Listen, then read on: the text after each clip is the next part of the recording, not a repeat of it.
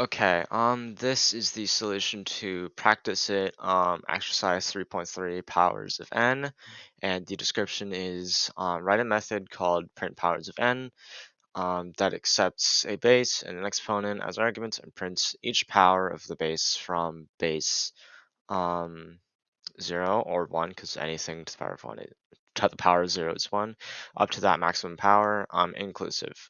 And so the examples they give is um, 4 and 3, in which 4 is the base and 3 is the maximum power.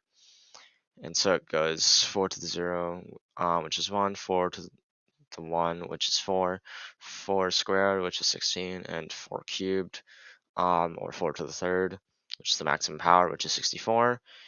And same with these other examples. And so, pretty simple way of doing this is just have a for loop.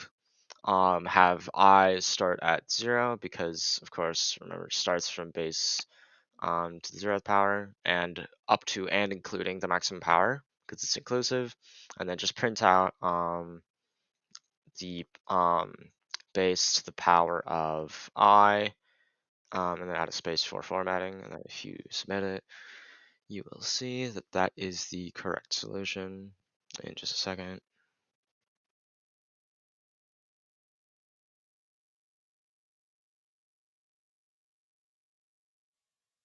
Yep. Okay.